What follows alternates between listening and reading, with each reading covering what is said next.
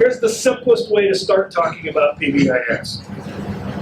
This triangle represents every student in your school. 100% of the students. So think about it like this. The students in your school are rusting. Rust is bad for them. So here's what you're going to do to prevent rust. First, take your moisture meter around the school and find damp areas and paint those damp areas with green, rust-proof paint. Second, line all your students up down the hallway with their hands on the wall and go through and paint them all green with rust-proof paint. What we're trying to do is avoid failure. So places where kids might have a failure, we fixed. And we're going to go in and do something for every kid to maximize their potential. And here's what we're going to know. Some kids are especially prone to rust. And if you wait too long to find them, they can corrode all the way through. So you're going to need to spend your year constantly scratching at kids as you walk around. And anytime you find a kid who's chipping away, you stop and say, green paint's not working for that kid. What do we do for those kids? Those kids will require a coating of yellow rust-proof paint, which we know as super rust-proof paint. Now, if you're thinking about this logically, you'd say, well, if yellow paint is so great, why don't we just put that on everybody? We could. Here's why we don't. Yellow paint works best when applied on top of a coating of green. Number two, yellow paint is more expensive. It's more individualized. You're going to have to spend more time dealing with it. So you don't want to use it unless you have to. That's why we do green so aggressively. Continue to chip away. And you're going to find some kids, believe it or not, even with yellow paint, are starting to rust. It's a small number of kids, but they're going to need super deluxe rust-proof paint, which comes in red.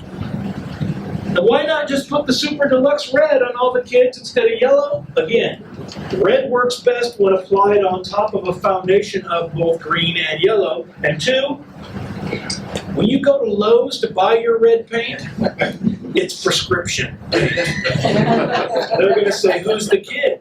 How far behind are they? What do they do? This is individualized intervention. It's very expensive. Yeah, if we could afford to put every single kid in every single school on a totally individualized plan with one adult to work with them, that's what we should do. But we can't and we won't, so that really doesn't make sense. Instead, how do we make this so strong that we don't need as much of this on top of it? And how do we make this so strong that we don't need? That's PBIS. Apply that to behavior. Here's another ridiculous analogy just to make that. Let's say we're not talking about math or reading or science or writing or behavior. We're talking about kids' health. There's a really bad flu going around in your school this year. Here's what we know about this flu. Kids are catching it from one another. It's communicable. Two, you can see it coming. Show me a kid with a low-grade fever and I'll show you a kid who's really likely to have a high fever very soon. Three, if you can catch that fever before it hits 100, or right in that neighborhood, we're very good at knocking it down with liquids and vitamins. Fourth, if you can't get that fever stopped by 103 or 4, the student is very likely to die if we don't do radical brain surgery. I'm making all this up, by the way.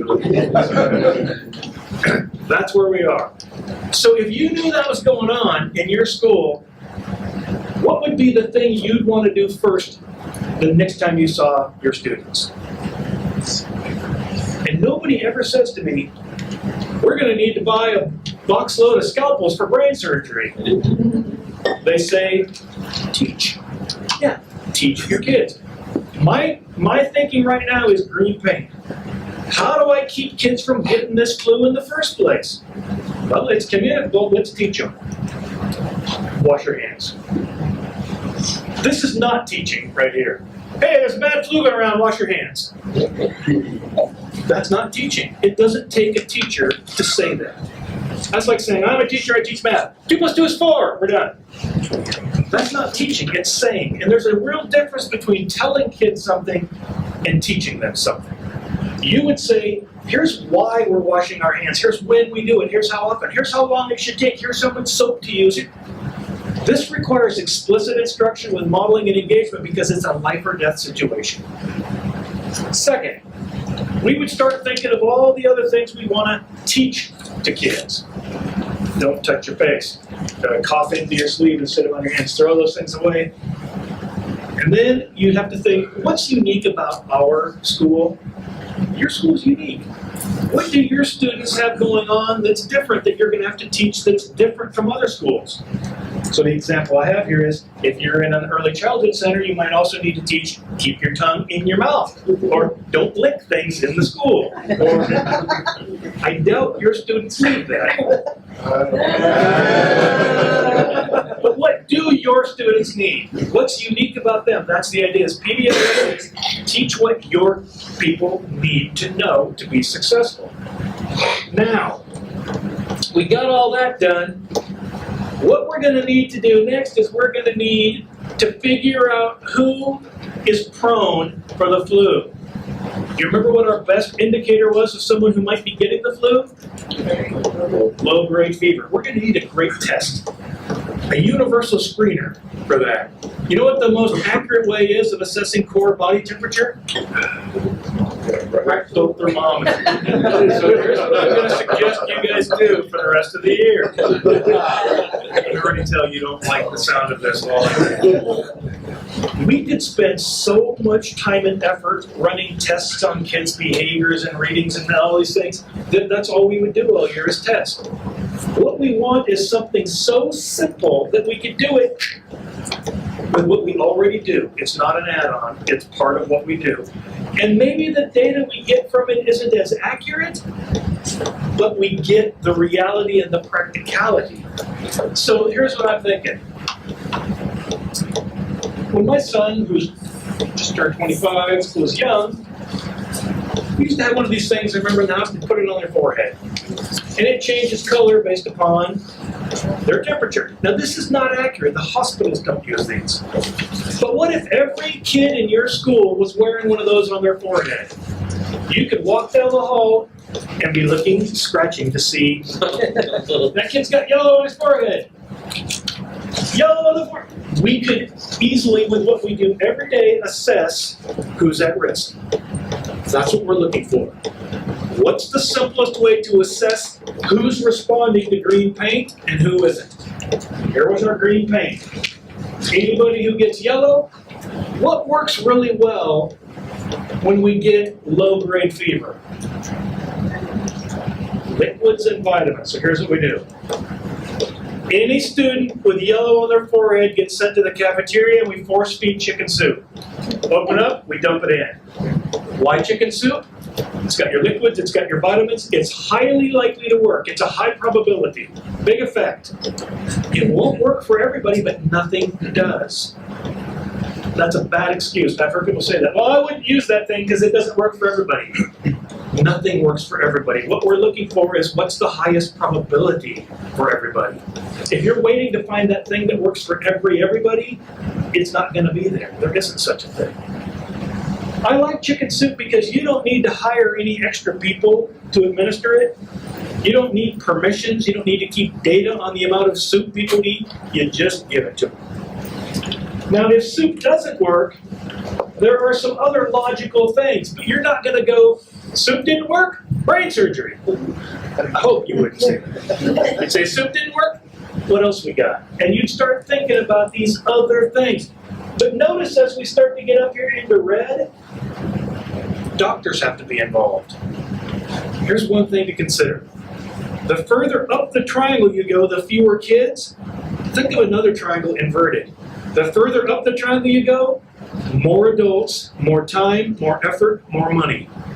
Another good reason to not want to go up that. This means something has to happen outside the school, which is more time-consuming and complicated, etc. At what point, when that fever is up there as high as it can get before we believe we're going to need to do brain surgery, are you willing to do something weird?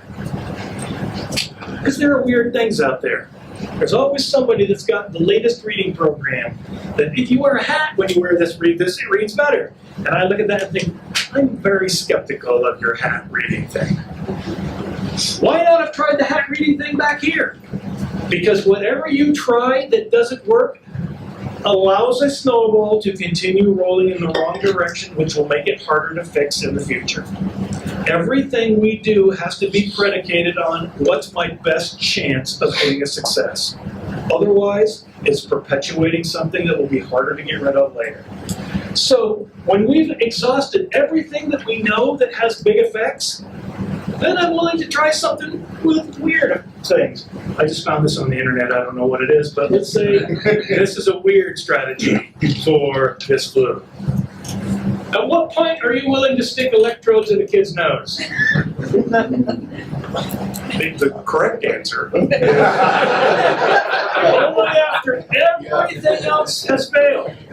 What do you know about this nose thing? I buy them from a guy out of the trunk of his car. He comes through here in the school every once in a month, and I ask him, and he said, "Oh, these are really good." And I say, "Are they research-based?" And he always says, "Oh, yeah."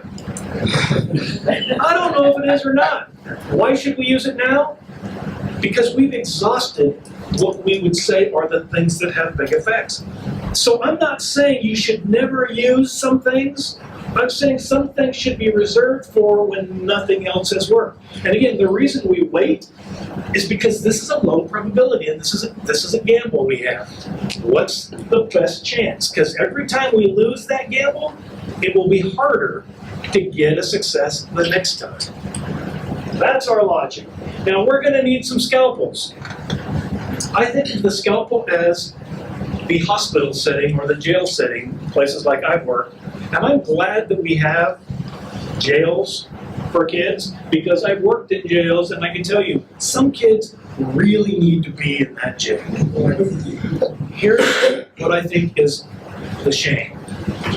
There are also kids in that jail that need to be there because they never got chicken soup, Tylenol, meds, or even the experiment. Nobody did anything until it was so far down the hill on the snowball that there wasn't anything else left. That's the big idea behind PBIS, is put your energy into green first. It will save you the most time and money. Find kids for whom that's not working as early as you can in the year and do some extra. You don't do something different, you do additional. And then you work your way up using that logic. So PBIS is 4 things. 1, can you predict when your students will fail? So here's the question I would ask you, sticking with our gambling analogy. I'm coming here tomorrow. I can only be here for 5 minutes. I can come anytime during the day. While I'm here, if I see problems, every adult in your school gets the $10,000 bonus. When should I be here? Where should I be standing? Where should I look? If I say that to the average school, they can be very specific. You need to be here tomorrow at 10:04. Be standing at the east end of the hallway next to that drinking fountain. Look over here, you're going to see this going on. Okay? If you can predict it, we can prevent it. I'm changing the bet. I'm going to be here tomorrow at 10:04. I'm going to be down at the east end by the drinking fountain looking that way, and if I don't see anybody having a problem, you will get $20,000. That's the PBIS logic. Do you know when, who, what, when, where, why? Then what could you do to make that less likely? It's a bet. It's a gamble. How do we all do it? Because if some of us do it and the others don't, it won't work. That's the hardest part of PBIS is box 3. Think about this, if we were teaching math. 2 + 2 is 4. But what if half of your faculty said, no, I'm not going to do that this year. I'm going to do the new math with my kids. We're going to have 5 or 8 be the answer to 2 + 2. Well, if kids were here at 5, 8, and 4, you're not going to have good instruction. If you say, we want everybody to, and I just make stuff up, walk in the hall, if half of the people here say, I don't care if they run in the hall, then walk in the hall won't work. It just won't. So here's what we know. If you said, keep your feet on the floor, don't put your feet on the furniture, and then I heard that, I understood it, I remembered it, but I made an error. And I come in here tomorrow and I put my foot up on the furniture, and then I realize I made an error, she doesn't say anything to me. What did I just learn from her? Putting feet on the furniture is okay sometimes. Like when? Like when she's here. I wonder if there are other people like her out here. How will I find out? So, I have to test you all. But if I do this tomorrow, testing him, and he says, well, that is not respectful. Where should your feet be? Please go get a towel and wipe that footprint off. Okay, keep that in. He corrected me, had me repair that damage. Great. Now here's what I think the rule is. Keep your feet on the floor around him. Not around her. Still a lot of testing to do. One person, adult, in your school who teaches differently than what you've all decided will make it not work. That's why it's important to get box 3. It doesn't matter what the rule is. Walk in the hall, crawl in the hall, roll in the hall, whatever. It's that we are all on the same page. 2 plus 2 is always 4. If we're not on the same page, it doesn't work very well, or at all. This is in box 4. How will we know if what we're doing in box 2 is making a difference? You gotta have that thermometer on the forehead. You gotta count how many yellows did we get on the forehead. Take those ones with yellow on the forehead back and ask this question again. Among our kids that had yellow on their forehead, when, where, doing what, why? Oh, well then maybe for those groups of kids we could do this thing extra. Everybody's got to do it. Collect your data. And you find out at the end, here are a few kids with red on their forehead. The difference is when you go back the third time, you got to put those kids through one at a time. Jimmy. When does Jimmy have problems? Where does Jimmy have problems? What's going on with Jimmy? It's individualized for that point forward. Time-consuming, expensive, and a lesser probability of effect. So I'm going to lead you quickly through what it would look like to think through all the steps of PBIS. The first part is understanding. When I, in the past, setting these up and working with schools, I go in early and I say, all of the adults in the school need to know what PBIS is.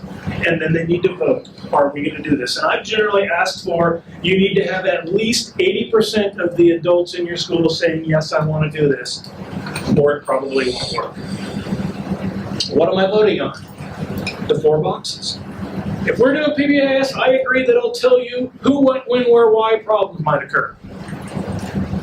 If we're doing PBIS, I will tell you what I think we could do to prevent that. Simple. Where I'd stand, what we'd say, how we change the schedule, how we change the movement. 3, this is the hard one. I agree that I'll do whatever we all vote to do, even if I don't like it. That's the one that catches me. And we have to keep reminding them. Getting your own way is only important if what you want is the right thing. Maybe you're right. Your way is better. How will we know? Number 4, the data. Only the data makes our decisions. If I say, I think that's a bad idea, and you all vote, I do it too. But if the data at the end of that month shows that didn't work, we go back and do something different. We commit that data drives our decisions, not who whines the most or complains or is mean. Data drives all the decisions we make. So here's a way to do box 1. This is an elementary school and a map. I gave every adult in that school 2 sticky dots. And I said, I want each of you to write on that sticky dot, or dots, the name of a problem behavior you personally see on a regular basis. Also put a time or any other predictor you can think. This is from your personal experience in the school. When I say go, I want you to take your dot and stick it on the map in the place where you were thinking. It takes them about 5 minutes to write on their dots. It takes them about 5 minutes to do this. I know now exactly, we all know now exactly what we think are the biggest predictors for kid failure. In this particular school, which is Newport Elementary School up by Cincinnati, cafeteria is your predictor. If a kid's going to get in trouble, this is where I bet. If we're going to Las Vegas and say, put your money, this is like the craps board, put your money on the place where we see problems today. Put your money on cafeteria. That's your best bet. Hallway is a second place. But we can also read those dots and tell you, What? Messy manners, loud. Loud manners. Loud, messy, and manners, loud. Messy, loud. Those are your things. Loud, messy manners. Okay? Now we know noon, cafeteria, loud, messy manners. Who? Everybody. Why? We just have a discussion. Why is that happening? It's interesting to hear people talk that last part through because they'll start saying things like, because it's inconsistent, all of us have a different rule. Or we never really taught those things to the kids, we just put them on a poster. Or those are the things we can fix to get it back. Here's a high school, this is Newport High School. 2 floors, so 2 maps. Notice they came up with hallway, stairway, restroom, and this little outside area. So I started with this little outside area. Smoking and fighting, early afternoon, right after lunch. So here's my question to the school. Is there an educational reason for kids to be out here on this little back porch? No. Perfect, then you've got an option. Supervise them or don't let them go there. If the answer is yes, there's an educational reason for kids to be there, then you don't have an option. Supervise them. That's the only thing you got. For these other things, what are the problems? It's the problems in the hall where there's a weird mix. Going way too fast and not going at all were both problems. Moving too fast or not moving. Hands, pushing, etc. So what we end up doing is summarizing this. So this is back to the in 20 minutes worth of work, we have all the information about the biggest hotspots. Where? Lunchroom. When? Who? What are they doing? Why do we think that's happening? In the average school, there are 4 or 5 locations that come up. Now, if you have a location, and go back here a second, like courtyard with one problem, I don't think we need to spend a lot of time having a talk about the courtyard.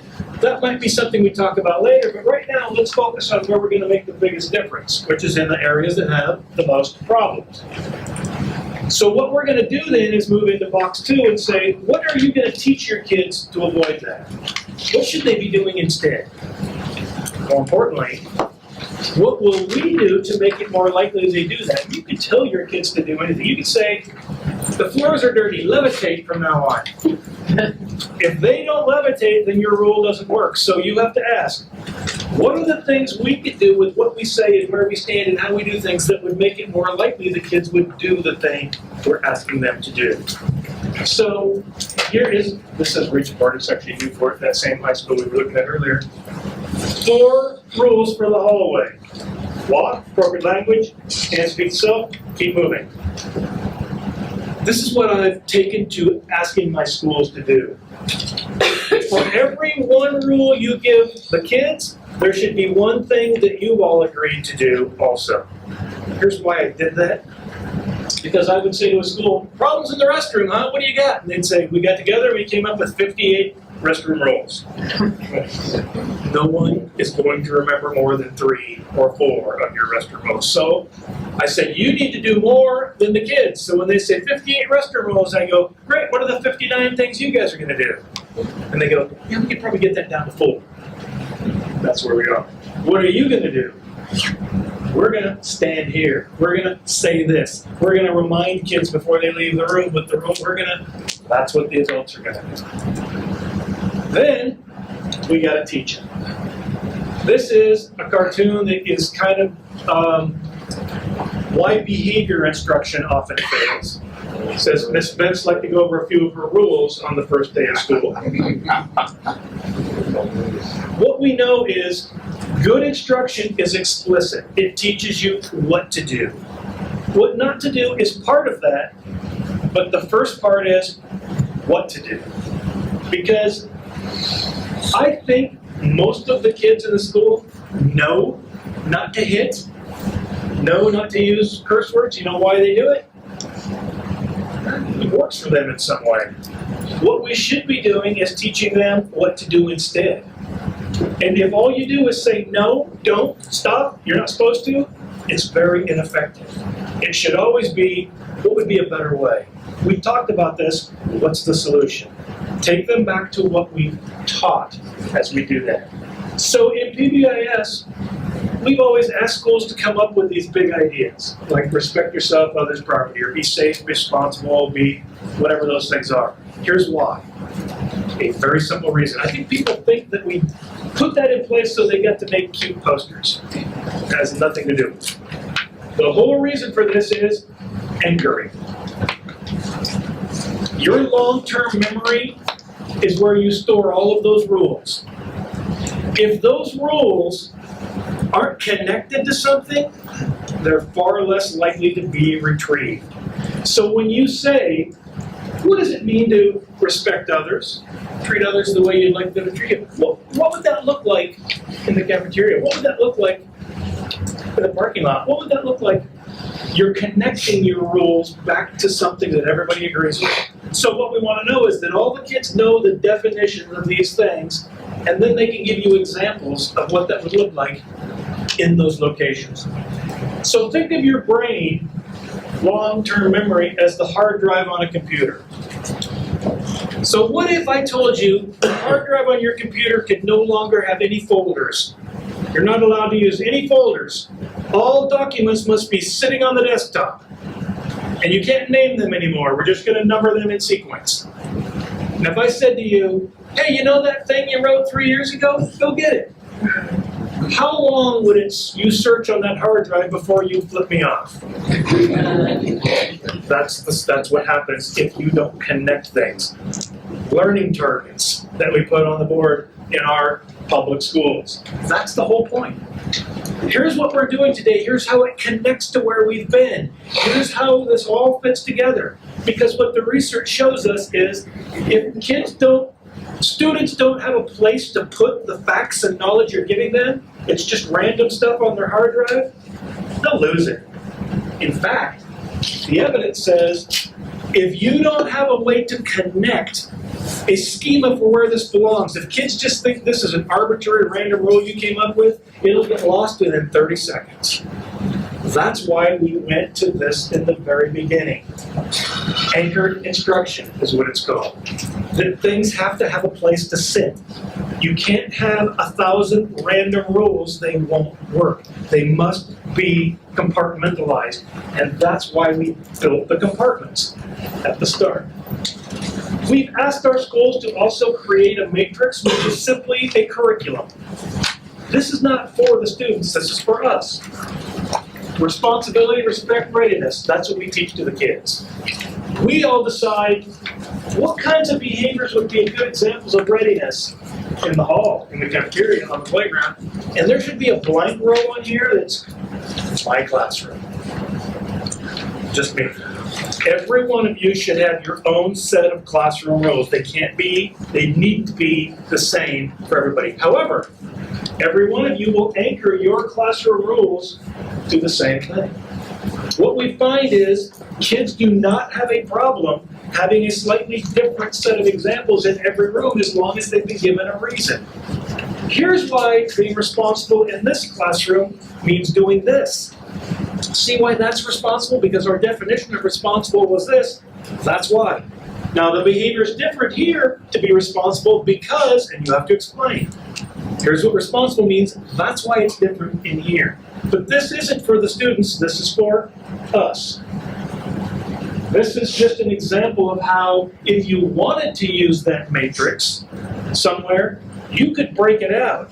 Well, this doesn't look like something you use with your students, but the idea would be, if you want to put something up in the cafeteria, don't put this up. And we have schools that do that. And I can tell you, if we were to just put a camera on that and see how many kids looked at it, it would be 0. Nobody's ever going to read that. But they might this. It's bigger.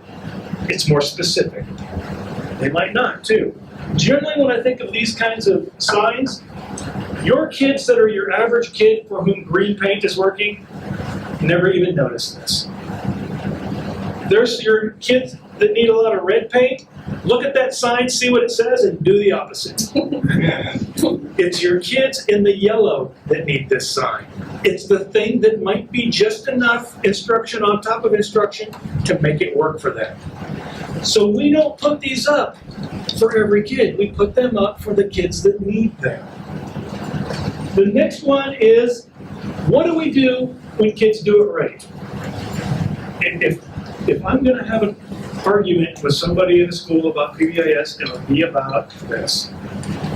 And it's ridiculous because all we're asking is for acknowledgement. This is another thing I found on the internet. I don't know where it's from or what it's about. But it's all we need to know about positives in PBIS. I noticed you doing that right. Good for you. That's all we need. That's it. That is extremely effective. Of all the things I'm talking about today, there's nothing that we're talking about that gives you a bigger effect size than good for you. Nice job. I saw you do that. It's huge. It's 0.73, 3/4 of a standard deviation for saying yes. So that's all we need. Verbal praise. Yes, thank you, good, I appreciate it. Okay, thumbs up, those all count. Under verbal praise, thumbs up can count too. But what we'd like to see when it's really effective is being explicit. Thank you for, I really appreciate, I'm really impressed by how you say what they did. Be explicit about the thing. This isn't the message, hey, I'm in a good mood today. It's a message, you were successful. Because a lot of times, even though kids are successful, they don't process it. And if they're not processing that success, their snowball didn't roll that way. When we say good for you, we're pushing a snowball that way. That's what we want. The next level of this, privileges that already exist. And I don't know in your facility what those would be, but I'll give you examples from a typical public school. I thought of this when we had a group of kids going down to the computer lab, and I was doing an observation of one kid. And they got down to the computer lab where a big argument broke out over who gets which computer of the 20 identical computers. And I thought, there's a perfect opportunity for a second layer of reinforcement. You know, you've had a really good morning, why don't you take first pick a computer? Somebody was going to get that anyway, so I'm calling it a privilege, but it existed in the environment without me having to go get it. Who's first? Who gets to take this test? Who gets to be the one that reads this? Who gets to be, I don't know what those might be for your students, but when you find those things that you know are competitive and people like, use them. So I've said good job to him 3 times this morning, but that's the first time I felt like I've really had a good morning from him. I'm going to find another way to find something to use. I'm not going to go invent new privileges. There are things that exist within our curriculum already. Third, public acknowledgement. Some people don't like to be called out publicly, but they might have a wall of fame, they might like a certificate to take home, they might not like their picture, they might not like having their name read over the loudspeaker, etc. But there's always some way to make a bigger deal out of something that people will appreciate. And then finally, handing out tickets and tokens. When I was a teacher, I taught what they call self-contained EBD rooms. So I taught the room where only the kids with a severe behavioral problems were. I ran a full-blown token economy. I handed stuff out for everything, and then you got to pay me back for things you wanted to buy all day long. And we had a store at the end of the day where you could go in and buy things. If I had to teach again today, I would use a token economy if I had the same classroom. Let me also say, I hate a token economy. It's time-consuming, it's laborious, that people are losing their points, or gambling their points, or yada, yada, yada. I use it because I needed it where I worked. So here's what I think you really have to ask yourself. Do we need that? Because it is a lot of work, especially considering this. If you can up the level of verbal reinforcement that your people get, if everybody here cranked that way up, you get as big an effect from that as you would from this. So why do so many schools do this? Because adults don't increase their verbal reinforcement. The studies are on that forever. Ask them to, they do it for 5 minutes and then they don't. It goes away again. If you give them a handful of tickets, they'll give them to kids. But if you say nice things, they just forget. So, what's the best rationale for using the ticket system? It reminds adults to look for students doing it right. And again, I've got nothing philosophically against this. It'll work. But it'll take a lot of your effort to do it. You have to decide, is that worth it? If you do decide to use them, and most of the places I work do use some form of it, here are some things to consider. One, do you need to use them every single day, all day long, for every kid, for every behavior? Because there is such a thing as inflation. They'll become worthless.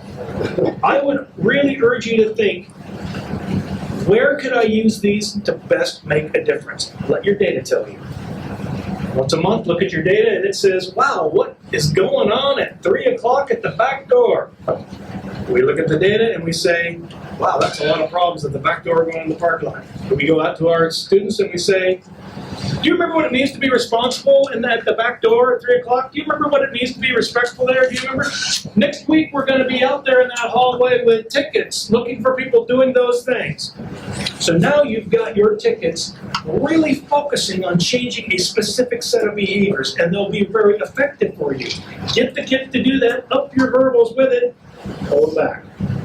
So again, if you're going to use these, think about using them in a targeted way to make a big difference.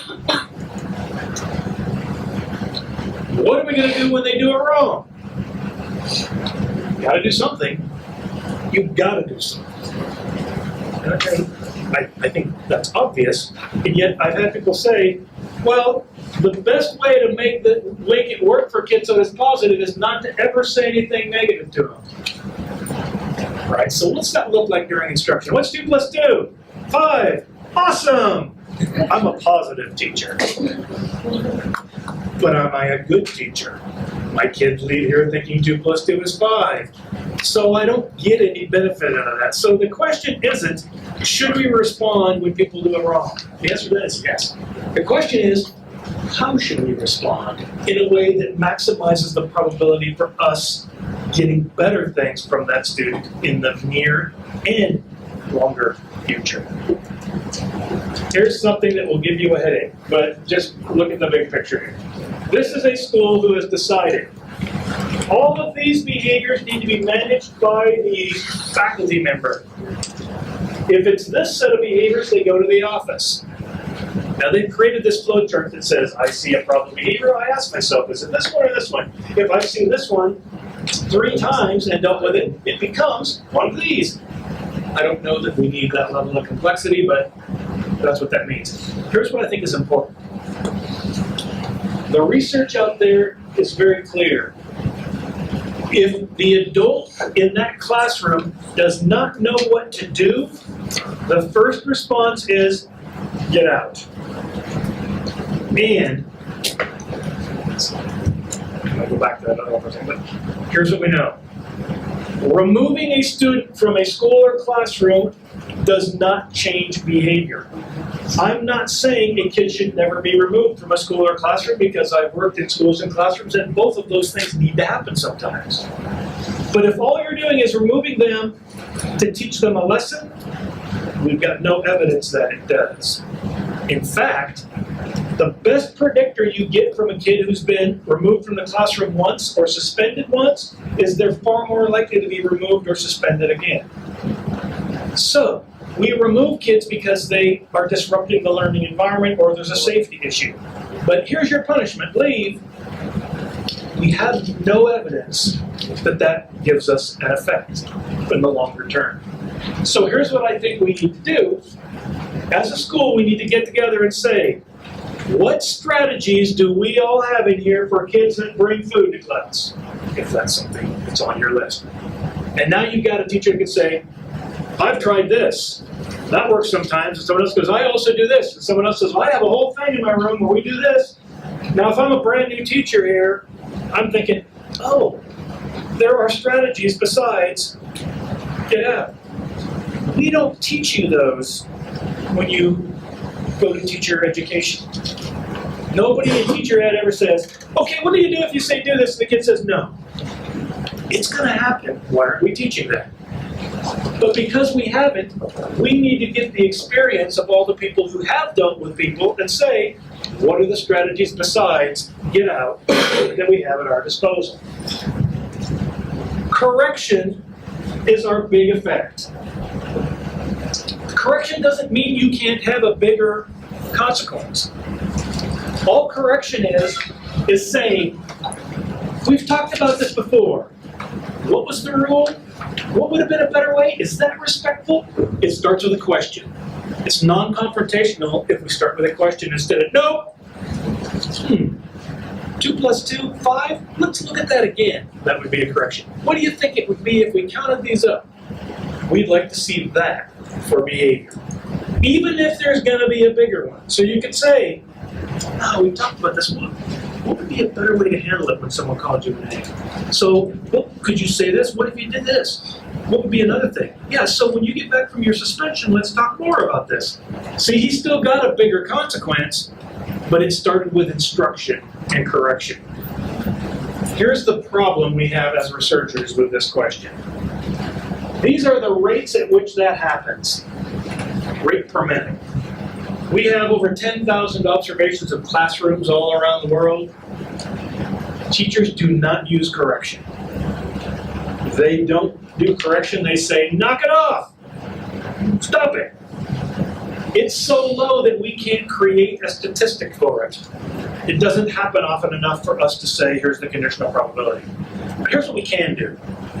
I can go through all those things and say, show me the times when a kid did something disruptive in a classroom. Here they are. Teacher can do 3 things after that.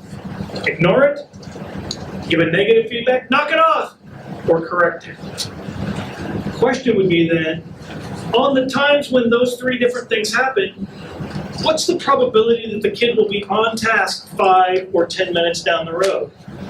And what we're seeing when we start looking at that is, when a teacher says, why is that not the right way? What would be a better way? Show me that, please. We get higher rates of kids being on task 5 minutes down the road. Ignoring it and saying knock it off are about equal. And they're less for what that kid will be doing 5 minutes down the road. So if when we see a kid being disruptive, we really want them to stop, correction is simply a better bet for the future than anything else. But that's not what we do. Almost done. Monitoring. 3 big ideas about your monitoring. This is the thermometer on the forehead. First, you all have to agree what a problem is. If half of you think a fight must have blood, and the other half of you think anytime 2 kids look at each other cross-eyed, it's a fight, I don't know what fights means when you say you've had 5 fights. You all have to come to an agreement about what your definitions are of the things you want to track. Don't track things that you don't care about. What do you care about? What is it? Second, whatever we do has to be so simple that it takes you less than 1% of your time. If it's more than that, it's unrealistic. You're too busy. And third, you got to use it. You got to show the data back to people. This is my favorite of all time. This is from an elementary school. It's the size of the palm of my hand, front and back on a little tablet, and every adult carries one around with them. When they see a problem behavior, they deal with it. They address it. When I address it, I'd like you to go sit right there now. Please, I'll be back in 5 minutes. We'll talk about this again. I don't need to do it right then, but at some point, I need to fill out this slip that there was a misbehavior. Why? Because if you had a problem behavior with you, and you, and you, and you, and you, and you, and you, and you, and you, and you, there's 10 problem behaviors, and every one of you is thinking about a kid with 1. Here's a kid who's at risk, who's gonna jump into that red pool, and we don't even know. So if we say, I'm gonna fill out a report every time I see something above this level, you're gonna know who, what, when, where, why in your school. When we do that with a school, we can answer those questions. If this was a big problem, the kid goes down to the office and we fill this out. But it allows me to answer questions like this. Once a month, all of those things get put into a database. And I can answer by sorting and filtering on this. I can ask, what time of day would a kid be most likely to have a fight on a Thursday? I could look at this data and tell you, Thursday, your highest fight time is 12:01 at the hallway. Okay, now we can say, I know what to do. I'm going to go to the hallway at 12:01 on a Thursday and stand there. But all of that can be done. So this is real data from real schools here. This is a school that says tardy is the thing we need to go after. We get a bigger impact on kids' success if we went after tardy than anything else. The non-example of this is, remember I said, only track the behaviors you care about. This one has weapons, bombs, cones. I don't know why cones are good. Arson. If you need to keep track of the bombings in your school, PBIS is just the least of your concern. I would have a category on there called other. Because if someone's going to check bomb, I'm going to want more of an explanation anyway. So other, here's what happens. What happens when you get rid of all those other things is you get a small amount of data that is exactly what you want to know. Don't try to mince words with these things either. I've literally had a school that had these 4 things. Non-compliance, not following directions, defiance, and insubordination. And I'd ask them, what's the difference? They'd all have a different answer. I'd say, no, they're all the same. What you've done is you've made 4 little bars of something that's really big. Make it simple, so you've got something easy to look at. If this is my school and it says 12:30 is my biggest problem, I'm going to pull out that bar and I'm going to ask, at 12:30, who, where, doing what? Okay, then if I want to make the biggest impact on that, where should we go at 12:30 and what should we teach? The data drives everything we do once we get that data up and running. If you're the average school, you will have more problems come from a classroom because that's where our students are. It doesn't mean your school classrooms are out of control, that it's highest. It should be the highest. I'm not saying it should be high, but it should logically be higher than other locations. And it helps us figure out what's going on. Now, kid number 11 here, you do not need PBIS to find kid 11. Kid 11 finds you. You all are thinking of, you're picturing the same kid number 11 right now. Or person. Here's what I'm concerned about. Who's the next kid 11 coming up the pike? The kid that ends up being the next kid 11 came up through the farm system, and this is the farm system here, yellow.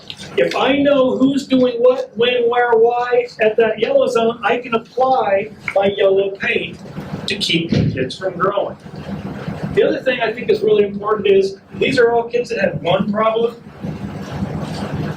but if you look at it, it's one problem, but it's really high if you stacked it.